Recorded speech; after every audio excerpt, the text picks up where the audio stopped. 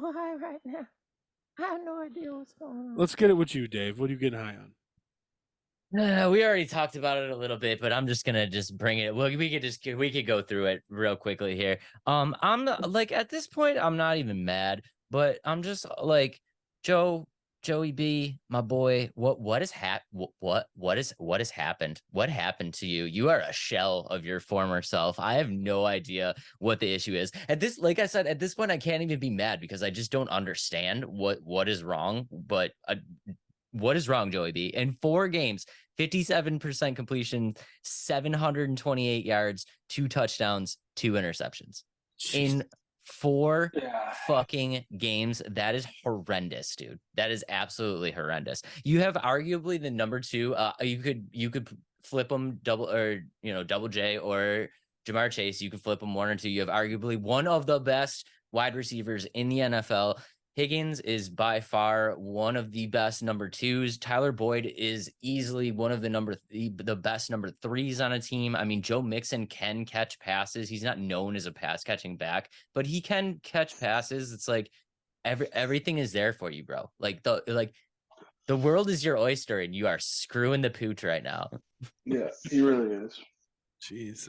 It's really bad. It's really bad to watch that offense with the players that they have, to see them struggle so much, and to only have 3 touchdowns on the season. 2. I think Mixon He's might. got 2 touchdowns. Joe has 2, but I think as a whole, I think Mixon yeah. only has 1. Yeah, Mixon's got 1. Joe's got 2. He scored last week. So this high-powered offense that everybody was so high on and hyped about, and Joe Burrow this, Joe Burrow that. He's got Jamar Chase and T. Higgins. And for them to be doing what they're doing, it's just, I don't know what's going on over there. Zach Taylor needs to do something as a head coach to get these guys rolling. I mean, and if Joe Burrow is hurt, then you gotta get him healthy. I just to toot my horn from last year, I was very high on that. Zach Taylor's an overrated head coach, and the team in general is a bit bland and overrated. And I was wrong last year. I bought into it this year. I took Chase in a couple leagues, in which Chase is still fine. Look, I never made the decision. He's still getting the targets, yeah. I never took Chase over Jefferson, but I probably would have.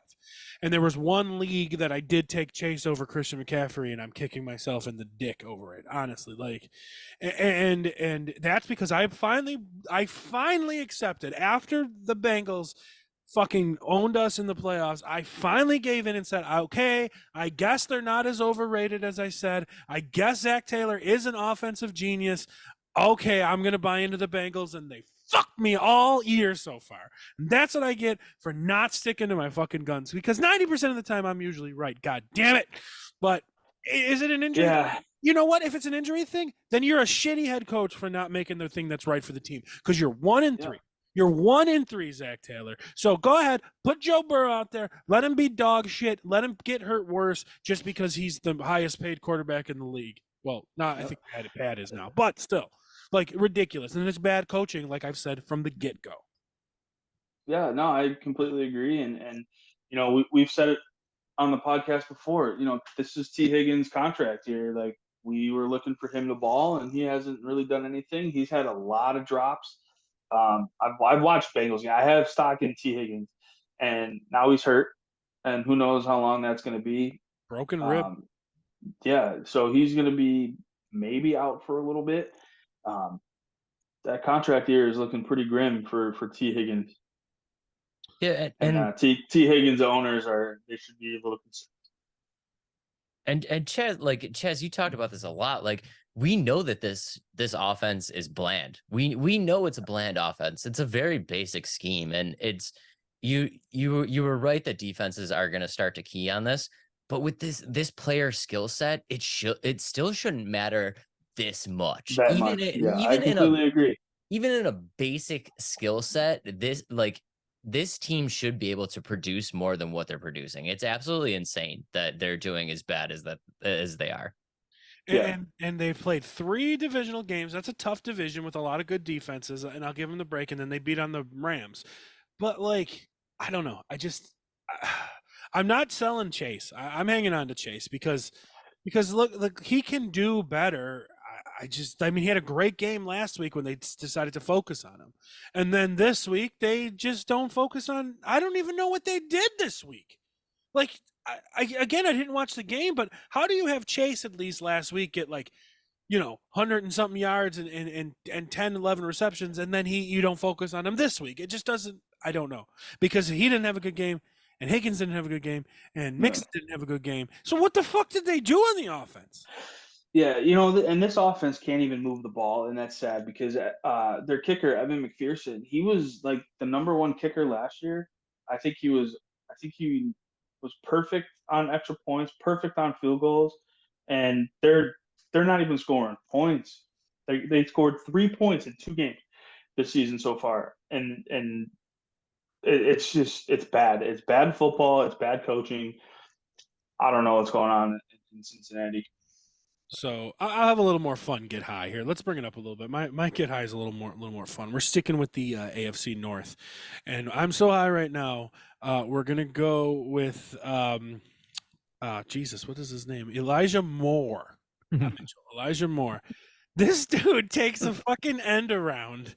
The cornerback is there, so he turns around and literally runs 20 yards backwards and gets tackled. Oh no, Yep. he runs out of bounds. 20 yards behind the line of scrimmage instead of taking the 3-yard loss. So I did start Elijah Moore in one league, and in the Fantasy Football Bros League, matter of fact, instead of Romeo Dobbs, who's just killing it every week because for some reason I love Romeo Dobbs, but I won't put him in my goddamn lineup. So I figure, I outsmart myself. Oh, okay, Deshaun Watson's hurt. I will put in Elijah Moore because he's a little bit of a short area guy, and they'll pepper him with targets. Nope, the dude gets fucking 40 yards and then loses a 20-yard rush and loses 2 points. He got like 2 points on the day, and because he had to decide to run backwards 20 yards. I've liked Elijah Moore from the moment he came in this league. I'm not like saying I'm putting him in the graveyard per se, but man, he was just so high. Like, who the fuck does that? Yeah, that was brutal. That was a tough game to watch as well with no Deshaun Watson.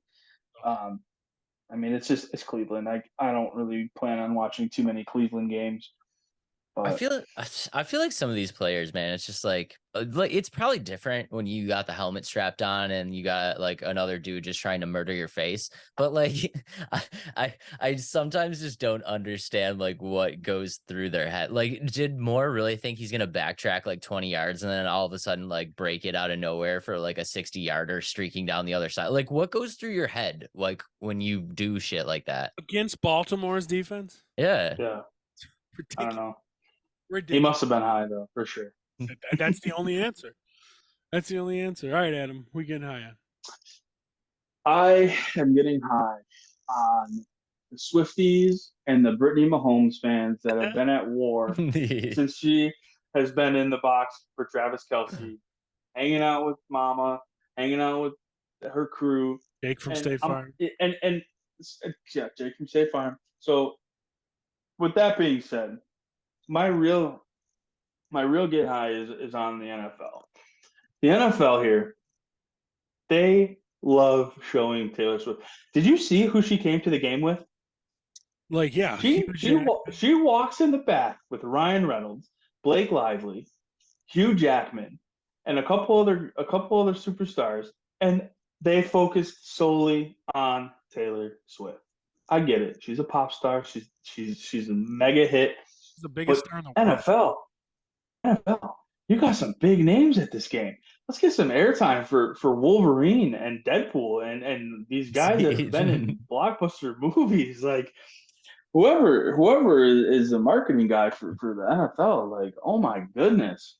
No, It's they're doing crazy. the smart thing. They're putting the biggest star in the world on their primetime game. And that's totally fine. But like, you gotta give some love to these other guys too. Like, you want to focus on Taylor Swift in the suite, fine. She walks in back, in the locker room and everything, and Ryan Reynolds, Hugh Jackman, like, didn't even mention it. Didn't even care.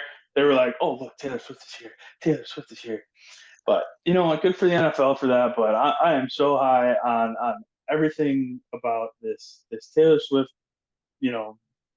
going at it with Swifties and not showing other stars at these games, and it's crazy. It's crazy. All right. All right. Well, let's get into a little positivity.